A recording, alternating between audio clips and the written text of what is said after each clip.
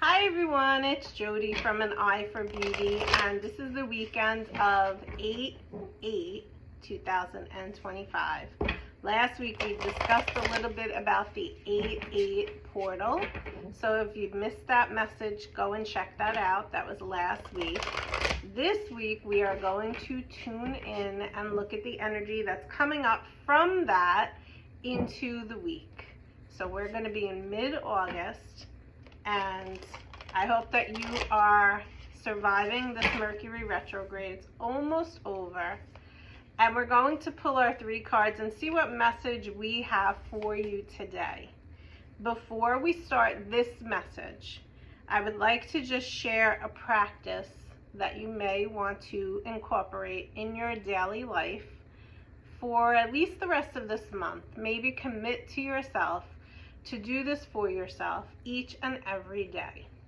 And the practice is choosing, maybe making a list first, of all of the words in your vocabulary that represent something joyful.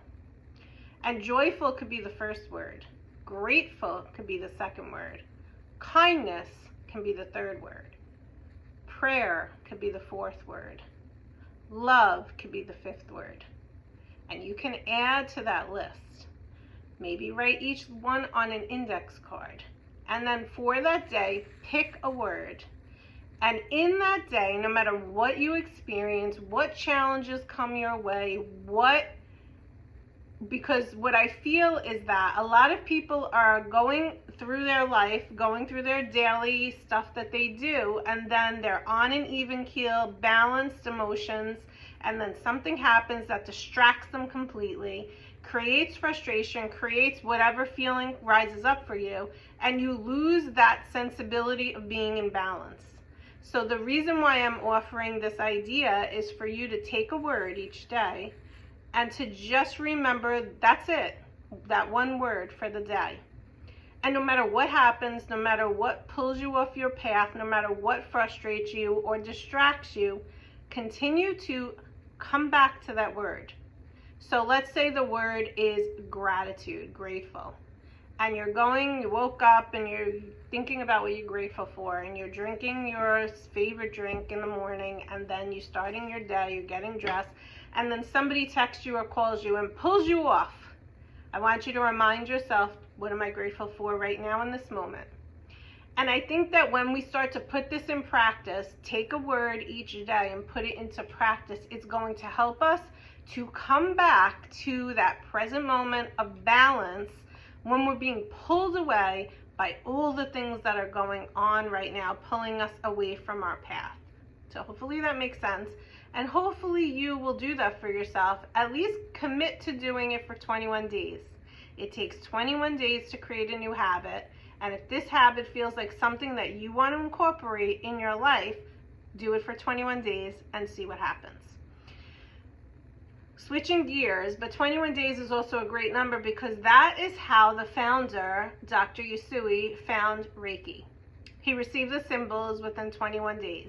He sat on the mountaintop, and every day he had 21 rocks in front of him, and he went through each day. And when the 21st rock was thrown, all of the Reiki symbols came to him. And those are the Reiki symbols I teach to all of my students, and I use in all of my sessions, and anyone else that works with Usui Reiki. So 21 days is a great number because it helps us to align ourselves to a practice that we will continuously come back to if we put in the work and do it consistently. All right. Here's our deck, and our deck is calling in the archangels of divine white light. Let's call in Dr. Usui today, and let's bring in some extra Reiki healing today.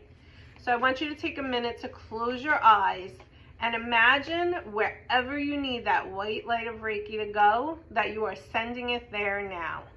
And I want you to take a nice deep inhale and slowly bring that breath from the feet, going through the chakra system all the way up to the top of your head.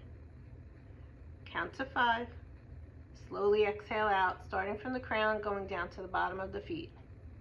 You can bring this practice into any minute of any day. to bring you back to center and ground, and to imagine that white light coming in to go where it needs to go in that moment. Let's pull our first card.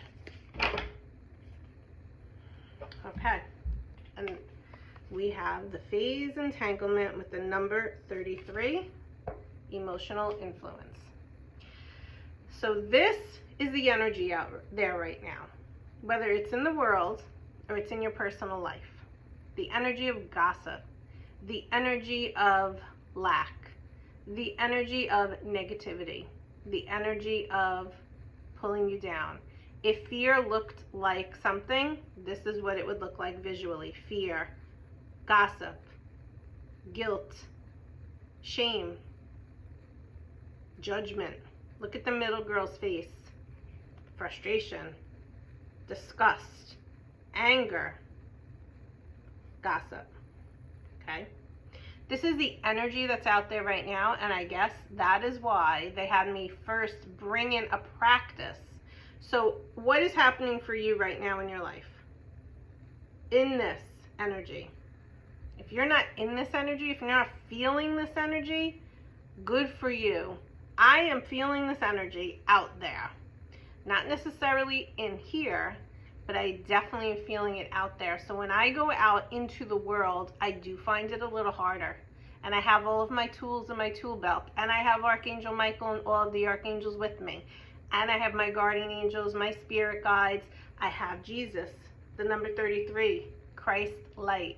The Jesus Christ light is all about finding forgiveness and letting go of all of these other things that I just said. To go about your daily life and your daily practice and your daily rituals. This is a heavy energy. This is a dense energy. And bringing in those words on those cards, if you do it on index cards, that helps to lighten the energy. And we need to do that right now because the energy is coming in and it's intense in this way. There's different phases of intensity that come in, and we have a lot of energy coming in that is giving us the push, the kick in the ass that we need to release what no longer serves us. To release in the upper chakras the chatter that goes on, that mind chatter and that judgment, whether it's of self or of others. And then in the lower energies, to remind us, in the lower chakras, to remind us that we are supported, that we have to come back to our emotional maturity, that we have to really not give our power away to any of the things that are happening around us. This is like a web, and it's not a good one. And if you want to create a spider web, you want it to be in such a way where it is actually not entangling you, but it is releasing you. So I was listening to this lady speak the other day, and she was talking about energy and how if you want to create something in your life, you think of that idea, that item. So what do I have right here? I have a candle, okay? So imagine I want to create in my life this candle. But I can't just create this candle because I have other things in my life that I need to go through, and it may be a little bit of this before I'm going to get this. So I can't just imagine that I want this and manifest it and it comes. Because what is going to happen is I'm going to need to go through these experiences that pull my energy down and entangle me and create these cyclical paths in my life before I can get this. Karma. All the things that you sign up for to come on this earth and go through or learn is karma. Whether you said, I want to do it, or you had it from another life that you never learned, so you now need to learn it in this life. So all the entanglement, or if you imagine, all of these different things are entanglements around the candle that can't let you just get the candle. But slowly but surely, imagine each leaf is something. It's a lesson. It's a challenge. And as you go through them, the leaves fall off. until you have no leaves left, and now you just have the candle. And now you're open to receive the candle, which is what you wanted in the first place. Now, you may no longer even want this because you got to a level, you raised your vibration by releasing all of the entanglements, i.e. the leaves, or you're at a point where you're finally going to get this. And when that happens, that's your Dharma. That is your soul's purpose. That is what is coming to you no matter what. Also, because you told God, you worked with God, and you planned ahead and said, this is what I will receive once I release all of this. And some of us have a lot of leaves to work through in this lifetime, and some of us don't. So, where in your life can you release your entanglements so that you can get closer to fulfilling the candle, the Dharma, the stuff in your life that you deserve? Everything is energy. And if you do not release each of these lessons, challenges, entanglements around you, you're never going to get to this point, because the energy is going to be so heavy, it's going to weigh you down, and you're not going to make room for the new in your life. Now, there's a caveat to this, in that some people bring in new into their life. They think it's new, but it's just like a Band-Aid over what they're still not working on. And I always think about it as a good example in relationships, especially older people. They go through the divorce. They don't want to be alone. So they have someone in their life that they bring in that they really don't want to be with, but they don't want to be alone. So they have that person in their life, but that person's not really serving them. Now, perhaps, because this is a general message, that person you might have signed up for to have karma released with, or work through a challenge, or learn a lesson from. But in the end, the long and short of it is, do not settle for less, and do not fall short of what you really deserve. As long as you are in the best, purest intentions, and you are aligned vibrationally in your energy, then what comes to you is meant for you, because you are fully at your highest vibration at that moment, receiving what you are supposed to be receiving. But don't get caught up in the entanglement, because the entanglement will bring things into your life almost like tests to see, are you learning? Are you ready? Are you finally raising your vibration and rising above? Now, another thing that I want to discuss in this is that a lot of times light workers and empaths, healers, all of those types of people, humans that experience all of this, may experience weight gain. And most of the time it's around the solar plexus or the belly. And that is for protection. Because as you're going through all of this, a couple of things can happen. Number one, the energy is so dense and it's heavy that it just sits on the body. Or number two, you're literally protecting your energy field by bringing in a protection, a barrier around you, because it's so much energy and it's so heavy that you can't hold it in a lighter body. So you need your body to be more cushioned in order to go through all of the lessons that you're going through. This is a spiritual, energetic message. We live in a society that is not. We're getting there, but we're getting there like at a snail's pace. So I don't want you, if you are resonating with this message, to ever look at yourself in the mirror and think that you're just horribly obese or overweight. If you in fact resonate with this message, because you're probably protecting your energy field right now, and that's what you need to do at this time to get through all that is going on in the world at this time that is affecting you or in your world. So be gentle with yourself. Be kind to yourself. Maybe add gentleness as another word if you're doing the exercise from the beginning.